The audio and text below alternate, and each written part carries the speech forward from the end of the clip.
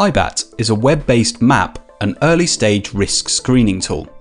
It provides a range of global biodiversity data, helping organisations avoid biodiversity risk and identify opportunities to contribute positively to nature. IBAT has three main aims. Integrity, providing the most authoritative, established data, developed with a scientific, ground-truthed approach and aggregated globally. Insight, linking biodiversity and the private sector, we're the only global commercial access point to the world's richest biodiversity data, providing insight on operations and exposure since 2008. Impact. It's not easy to get funding for data, but once fees and operating costs are covered, we invest back into our 4 member organisations. Our unique non-profit status means we focus on positive nature impact, not revenues. $1.2 million was reinvested back in 2023 alone.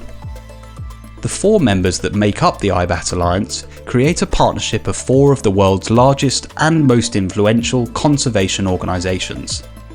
Each one has a strong standing in the conservation sector, guaranteeing truthfulness and reliability with a scientific background based on hundreds of years of biodiversity knowledge.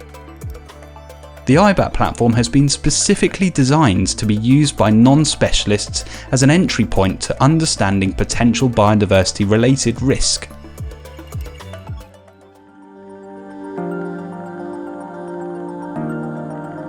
There are 3 core datasets available which are constantly updated. The World Database on Protected Areas is a joint initiative between IBAT partners, UNEP WCMC and IUCN. It is the most comprehensive global database on terrestrial and marine protected areas. A protected area is a defined geographical space that's recognised, dedicated and managed through legal or other effective means for the conservation of nature. Protected areas are also the headline indicator for Target 3 of the Global Biodiversity Framework, which aims to conserve 30% of lands, seas and water by 2030.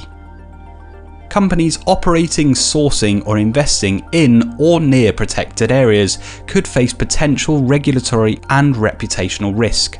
Datasets are accessed on the IBAT site from the main dashboard by clicking on the Data Map button, and in this case selecting protected areas. From that point, there are different layers to sort the data.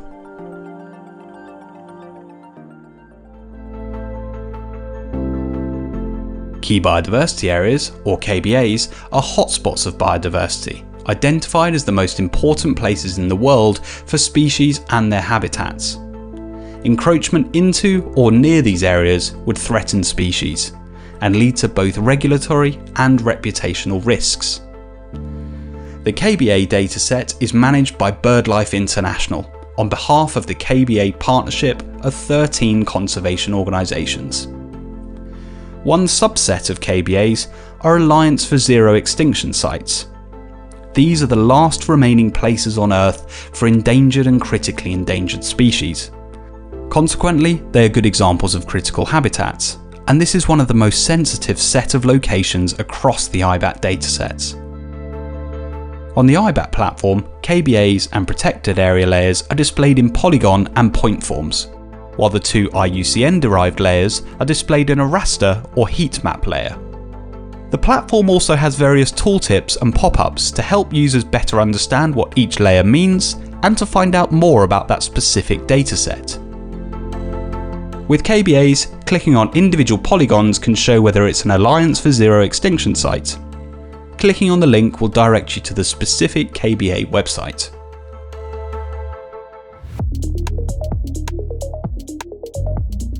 The Red List was established 60 years ago and now contains over 160,000 species of flora and fauna. These are ranked on a sliding scale from extinct to least concern. On IBAT, it is split into 2 derived layers. The rarity-weighted richness layer is broken down into 10-kilometre grid cells based on the number of species and the percent of species ranges covered by that cell. The Species Threat Abatement and Restoration, or STAR metric, helps users to identify opportunities in areas where they can make the most positive impact to nature. It can also help understanding of the biodiversity significance of an area. This STAR metric is derived from two indicators of the IUCN Red List. First is the threat status of the species. If the species is classified as critically endangered, it gets a status score of 4. If it's near threatened, its status score is 1. This score is then multiplied by the percentage of species range within the area of interest. A STAR score for each species is then calculated. By adding up all the STAR scores for each species, you get an overall STAR score for that area of interest. On the IBAT platform, the STAR layer is broken down into threat abatement and restoration scores. Threat abatement scores signify the potential to reduce species extinction risks in the particular site if the threats that affect the species are removed. Restoration scores signify the potential to reduce global species extinction risks through restoration actions. As well as providing access to the 3 datasets, the IBAT website offers companies a wide range of other resources, including tutorials and webinars. If your company has to report against any mandatory regulations, IBAT is extremely relevant. TNFD reporting is one of the most popular standards of reporting around today.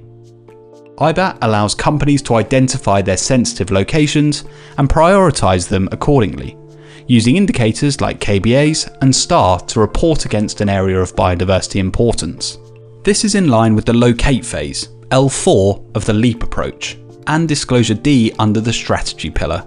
And since July 2024, IBAT has also published the Disclosure Preparation Report, which is in line with TNFD, GRI and ESRS with the most recent update. More on that later. The strong alignment between TNFD and CSRD datasets and analysis helps you to understand your biodiversity exposure. If you have to report against the mandatory EU CSRD regulation, and in particular the ESRS E4 standards on biodiversity and ecosystems, IBAT is also relevant here.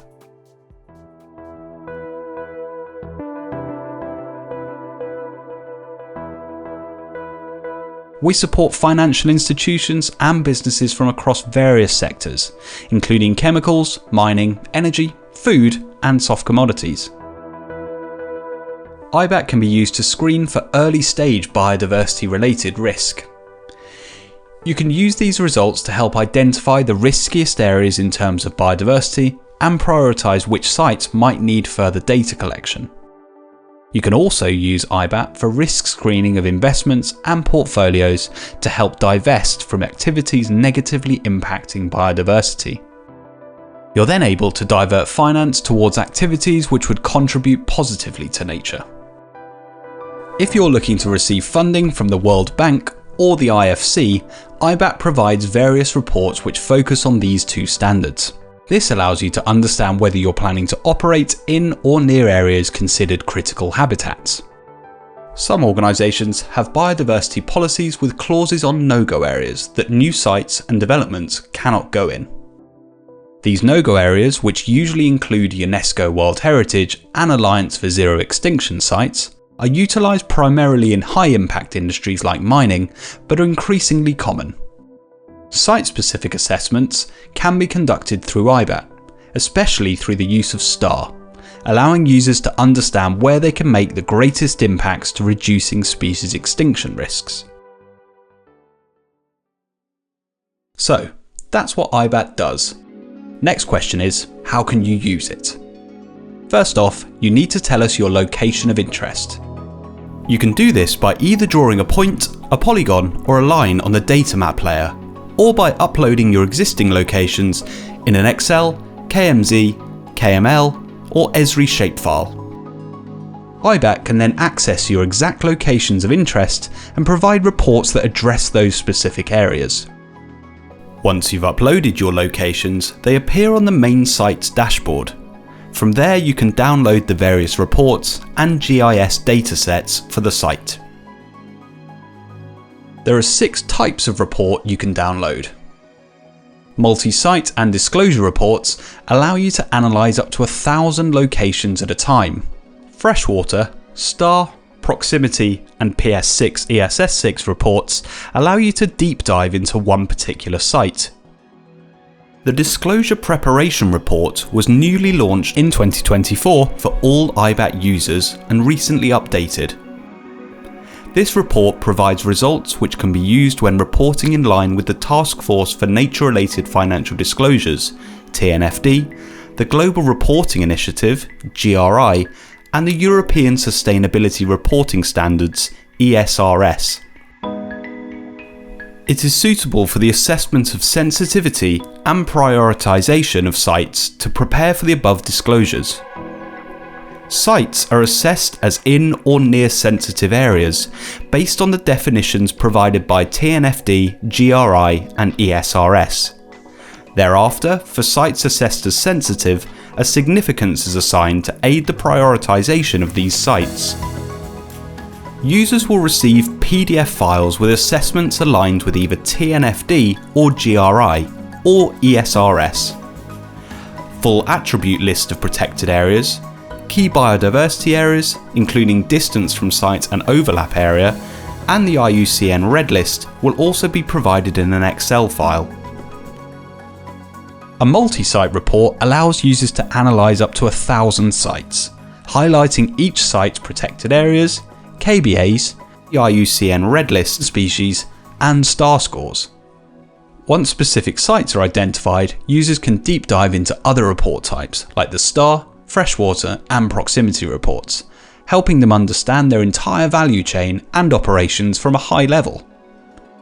Proximity reports provide protected areas, KBA and species info on particular site locations.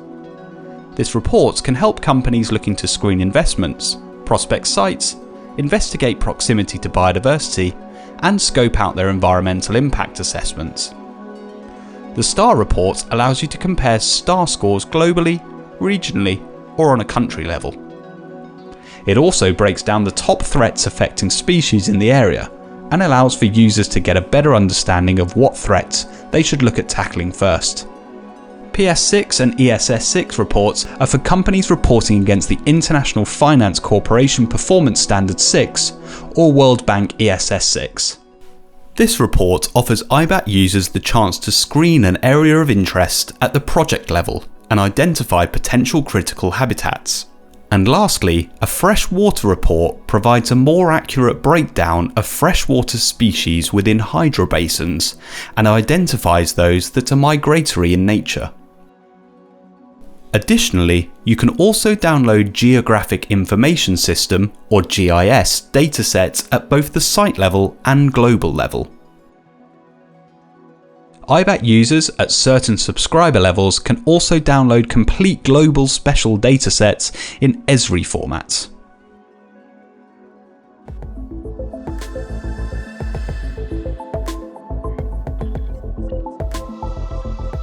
Businesses and the private sector can access IBAT either through a subscription or a pay-as-you-go model. Our open pricing policy means you know where the data comes from and where your revenue goes. This funding contributes to the update and maintenance of the critical biodiversity datasets. Each pricing model comes with unlimited expertise and knowledgeable support for all of our users. These subscriptions allow us to continue doing what we do, funding the gathering of nature's data for life and giving you respected, trusted, analytical access for your every need.